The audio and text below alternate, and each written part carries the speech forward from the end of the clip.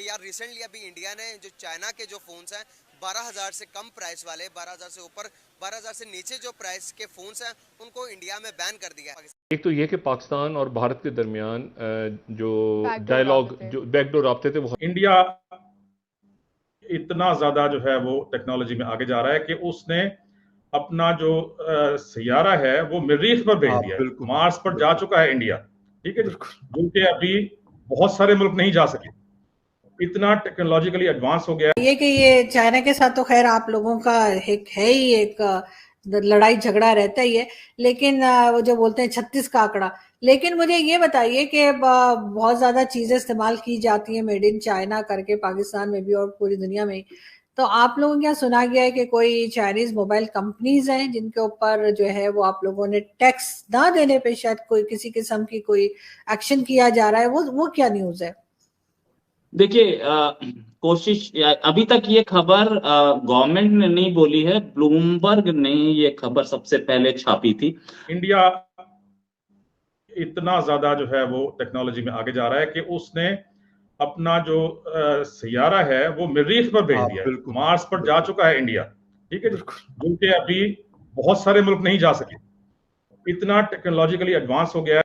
China का दिमाग खराब है कि वो अपनी इतनी बड़ी मार्केट जो उसको मिली हुई है, $150 अरब वो उसको सवाल ही पैदा नहीं होता। मुझसे आप गारंटी ले लेना, मैं देखिए ये ना पाकिस्तान कभी हमला करेगा, क्यों करेगा? पाकिस्तान को भी मालूम है कि न्यूक्लियर पावर है इंडिया, ठीक है, इंडिया को भी मालूम है कि न्यूक्लियर पावर है पाकिस्तान।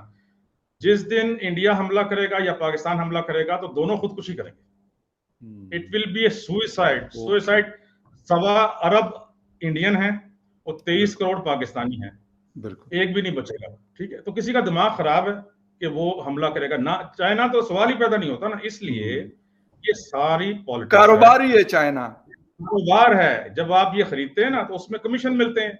जब आपने बोफर्स खरीदा, बोफर्स की तोपें खरीदी, आपको कमीशन। ये कि ये चाइना के साथ तो खैर आप लोगों का एक है ही एक लड़ाई झगड़ा रहता ही है, लेकिन वो जो बोलते हैं 36 का आंकड़ा। लेकिन मुझे ये बताइए कि बहुत ज्यादा चीजें इस्तेमाल की जाती हैं मेड इन चाइना करके पाकिस्तान में भी और पूरी दुनिया में। तो आप लोगों के यहाँ सुना गया है कि कोई चाइनीज मोबाइल कंपनीज हैं जिनके ऊपर जो है वो आप लोगों ने टैक्स ना देने पे शायद कोई किसी किस्म की कोई एक्शन किया जा रहा है, वो क्या न्यूज है? देखिए, कोशिश अभी तक ये खबर गवर्नमेंट ने नहीं बोली है, ब्लूमबर्ग ने ये खबर सबसे पहले छापी थी। अब ये सारी जगह, हर जगह है, हर वेबसाइट पे दिख रही है कि गवर्नमेंट इनको इंडिया से बाहर निकाल सकती है, इनके ऊपर एक्शन हो सकता है। अब एक्शन क्या? पहली चीज तो ये कुछ हेरा फेरी कर रहे थे। क्या हेरा फेरी कर रहे थे ये लोग? इसमें कुछ कंपनी जिनका मैं नाम आपको बता दूं, ये 3 कंपनीज है, ओप्पो, वीवो और Xiaomi। ये जो 3 कंपनीज है ये टैक्स चोरी कर रही थी। टैक्स चोरी कर रही थी मतलब अपने आप को लॉस में दिखा रही थी और लॉस में दिखा करके पैसा ये चाइना भेज रही थी। ये जवाब हमारी फाइनेंस मिनिस्टर निर्मला सीतारमन ने दिया है, वो भी रिटन रिप्लाई दिया है पार्लियामेंट में। अब ये टैक्स चोरी कर रहे थे, ये गवर्नमेंट को पता था। गवर्नमेंट ने जो मांगा है, एक्सप्लेनेशन मांगा है ओप्पो से नोटिस देके 4,400 करोड़ का नोटिस दिया। चाहे इस पर आप एक्सप्लेनेशन दीजिए। साथ में करीब 2,000 करोड़ का एक और कंपनी को किसको दिया गया है, वो ये दिया गया है वीवो को 2,200 करोड़। बात ये है कि मेजर गौरव आर्या जो कि इंडिया के एक एनालिस्ट हैं, जी बिल्कुल, उन्होंने ये बात की थी जब इमरान खान साहब को हटाया गया है उसके बाद, और इन्होंने बहुत ज्यादा जो है फौज के बारे में एक मुहिम शुरू की थी और इनकी पार्टी ने। बिल्कुल। उस वक्त मेजर गौरव ने ये कहा था, मैंने उनका एक सुना था बयान कि सर मेरे शो में भी उन्होंने ये बात की है, आप मेरे उसमें भी देख सकते हैं, मेरे पास आए थे कुछ हफ्ते पहले और वहां पे भी उन्होंने ये बात। अच्छा, उन्होंने ये कहा था कि हम अगर अरबों डॉलर भी खर्च करते ना पाकिस्तान में, तो हम वो काम फौज के खिलाफ नहीं, अपनी ही मुल्क में अपनी ही फौज को, ये आज तक किसी ने नहीं किया पूरी दुनिया में। बिल्कुल जो इन्होंने किया, तो ये एक इंडियन जो एनालिस्ट हैं उन्होंने बैठकर टीवी पर ये कहा कि हम वो काम अरबों डॉलर खर्च करके नहीं करवा सकते थे, पाकिस्तानी फौज के खिलाफ, पाकिस्तानी अवाम को पाकिस्तान की फौज के खिलाफ नहीं कर सकते थे जो ये साहब कर रहे हैं। तो अब आप देख लें, पर ये एक इतनी ही, मैं समझता हूं कि इससे ज्यादा गलत बात नहीं हो सकती। 12,000 रुपए, दैट मीन्स $150 से नीचे के जितने भी मोबाइल हैं उन पर बैन लगाया जा सकता है। ऐसी खबर ब्लूमबर्ग ने दी है और अब सारे मीडिया आउटलेट्स इस खबर को चला रहे हैं। ये खबर है, राइट।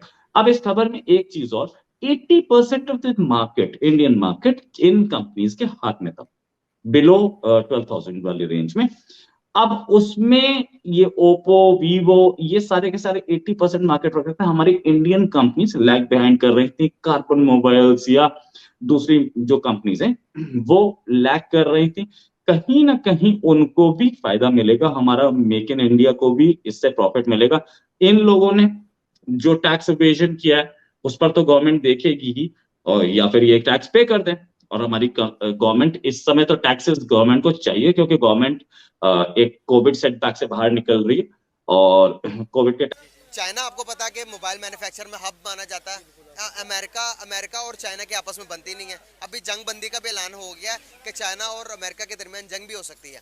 तो इसके बारे में मेरा क्वेश्चन ये कि जो चाइना मोबाइल बेचता था 12,000 रुपए से ऊपर वाले मोबाइल को इंडिया में बैन कर दी गई, क्या लगता है आपको इंडिया के में बैन करने की वजह अमेरिका तो नहीं, आपको पता है अमेरिका और इंडिया की कितनी गहरी दोस्ती है हर फील्ड के अंदर। पाकिस्तान चाइना को सपोर्ट करता है तो उधर अमेरिका इंडिया को भी सपोर्ट करता है। मोबाइल बैन करने के पीछे क्या वजूहत लग सकती है आपको? मेरे ख्याल में कोई भी इशू होता है किसी भी मुल्क का तो उसके पीछे यकीनन कहीं ना कहीं अमेरिका का बिल्कुल हाथ होता है। अच्छा, बिल्कुल, ये आप क्या समझते हैं कि अमेरिका का दबाव इसीलिए उन्होंने मोबाइल जो है बैन कर दिया? अमेरिका एक सुपर पावर है, ठीक है, उसका हर कंट्री के ऊपर दबाव होता है। ओके, चाहे वो इंडिया हो, यूके, मतलब वो चीन हो, पाकिस्तान हो, हर जगह पे उसका दबाव होता है। क्या लगता है आपको कि इन फ्यूचर में आने वाले टाइम्स में अगर इन दोनों कंट्रीज की अल्लाह ना करे जंग होती है इन दोनों में, तो क्या आप जो दूसरे जो छोटे मोटे कंट्रीज उन पर क्या इफेक्ट देखते हैं? मेरा नहीं ख्याल कि आजकल जो जिस तरह की सिचुएशन है कभी जंग हो, नहीं जंग हो सकती, कभी भी नहीं हो सकती। नहीं हो सकती।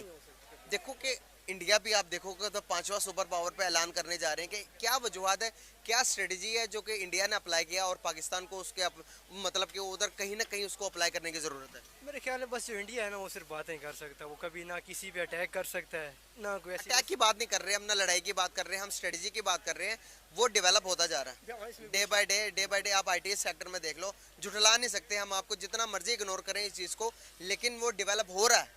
हमें इस फैक्ट को मानना पड़ेगा। और क्या हमें उनकी जैसी तैयारी जितने वो डेवलप हो रहे हैं हमें भी नहीं होना चाहिए? बिल्कुल, ये बात ठीक है कि इंडिया ने काफ़ी अपने आप को डेवलप किया है। इंडिया हो गया, बांग्लादेश हो गया, हम तो काफ़ी पीछे रह गए उन मुल्क से। इंडिया भी काफ़ी मतलब डेवलपिंग, तरक्की पजीर मुल्क है, ठीक है। क्या वजूहत हैं, क्या वजूहत है पाकिस्तान के इतने पीछे रहने की? हम डेवलप क्यों नहीं हो पा रहे? बेसिकली जो हमारा सिस्टम है ना वो बड़ा करप्ट है। जो हमारे हुक्मरान है, तो मुझे नहीं लगता ये जब तक कोई अच्छा हुक्मरान नहीं आएगा तब तक हमारा सिस्टम जो है ये सही नहीं हो सकता। कहीं ना कहीं हम खुद करप्ट नहीं है। हम खुद भी करप्ट